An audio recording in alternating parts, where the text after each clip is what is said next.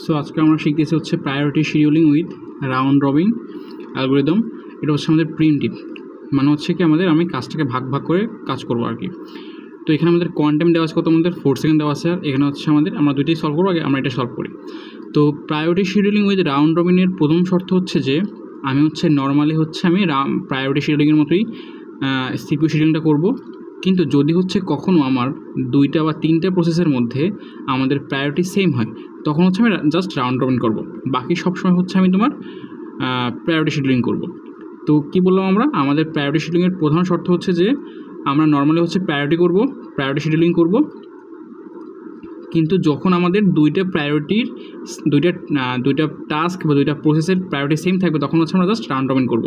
তো এখানে আমরা আসি, এখানে আমাদের task T1 T2 T3 T4 4টা টাস্ক আছে।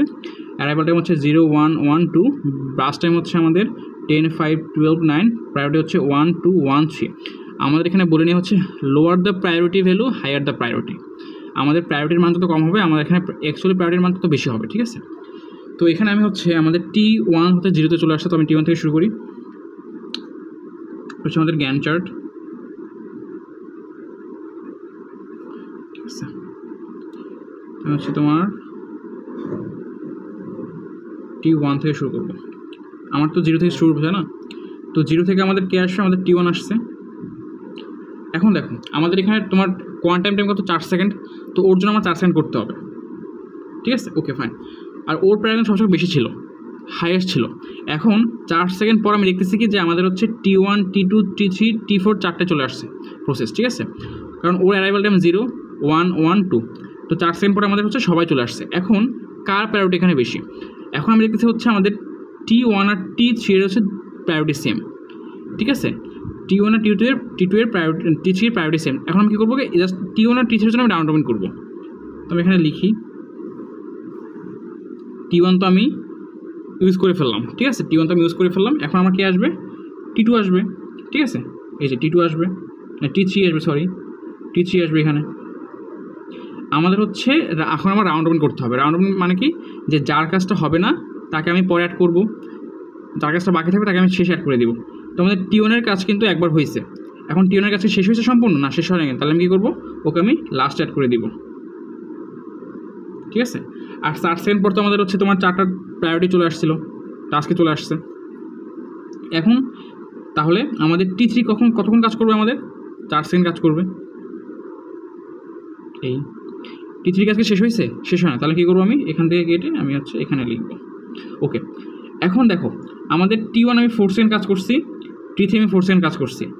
এখন আমার, তাই না, এখন T1 বাকি থাকবে কত আমাদের এখানে, T1 আমি আবার ইউজ করবো এখানে। তাহলে T1 আমি নিয়ে আসলাম এখানে, কত এটা আমাদের আবার 4 সেকেন্ড কাজ করলো এখানে। তাহলে T1 এখানে 8 আর 4 12, ঠিক আছে, ওকে ফাইন।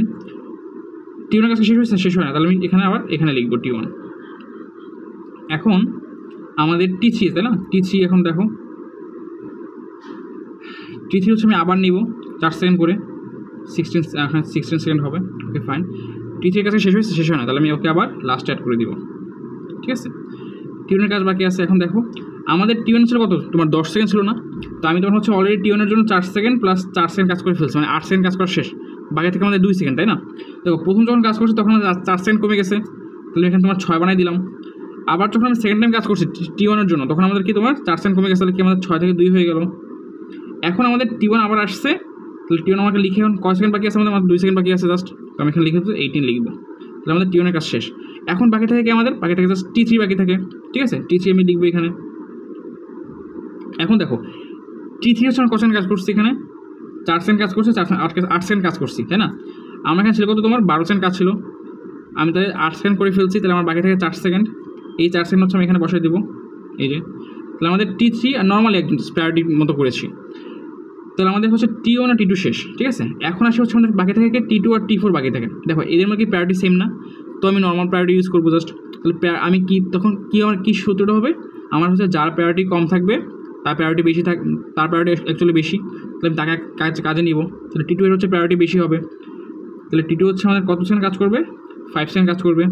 22 আর 5 27। এখন আমাদের এখন আমাদের প্রায়োরিটি সবার 3 সব থেকে কম T4 আমি নিয়ে আসবো এখানে, ওর জন্য হচ্ছে 9 সেকেন্ড, 27 হচ্ছে 36, 9 কত 36। এই হচ্ছে আমাদের প্রায়োরিটি শিডিউলিং মধ্যে রাউন্ড রবিন করছি। এখন আমি নিচেটার জন্য আবার করি।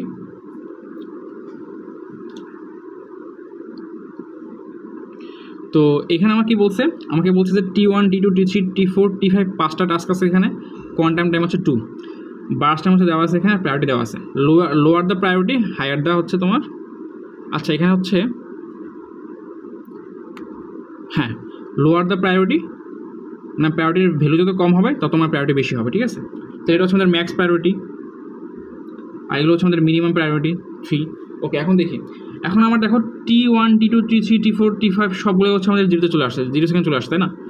তো আমি এখানে লিখবো, এখানে ড্র করে এখানে,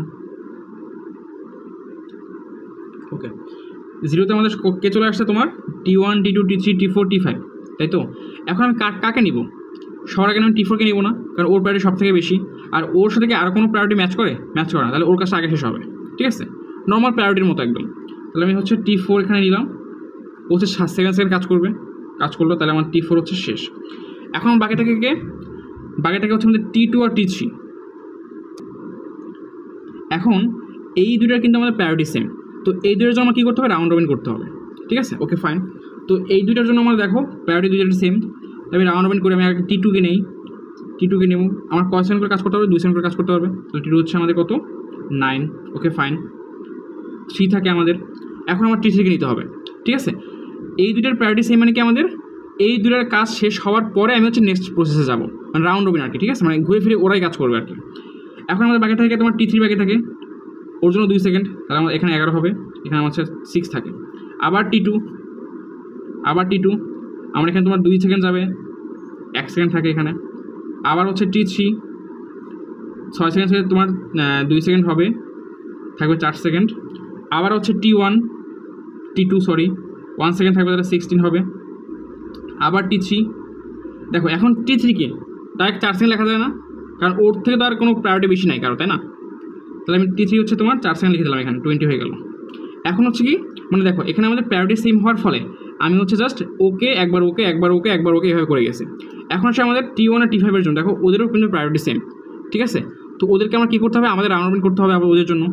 তাই প্রথম হচ্ছে আমি T1কে নিলাম, T1কে নিয়ে এখানে আমি 2 সেকেন্ড করে কাজ করবো, তাহলে 22, আমার এখানে 2 থাকে। এখন আমি আবার T5-এ আসি, T5 2 সেকেন্ড কাজ করবো, তো 24 হয়, বাকি থেকে হচ্ছে আমাদের 1। এখন আমি T1-এ আসি, T1 আমাদের হচ্ছে 26 হবে, এখানে আমাদের 0 চলে আসছে, তাহলে T1-এর কাজ শেষ। বাকি থেকে আমাদের T5 বাকি থাকে, তাহলে হচ্ছে আমাদের থাকবে 1 জাস্ট 27, ঠিক আছে। এর হচ্ছে আমাদের priority scheduling with round robin algorithm. আমরা আবার সামারাইজ করি যে হচ্ছে আমি নর্মালি প্রায়োরিটি যার বেশি থাকবে আমি তাকে কাজে নিব, ঠিক আছে। কিন্তু যখন হচ্ছে আমাদের দুইটার প্রায়োরিটি সেম থাকবে তখন জাস্ট আমি ওই দুটোকে রাউন্ড রবিন করবো, মানে কি একবারও এভাবে করে যাবো, ঠিক আছে। তখন পর্যন্ত আমাদের কাজটা শেষ হয়। আবার এদের কাজ শেষ, তখন আমি কী করবো, আমি আবার দেবো প্রায়োরিটি কার বেশি।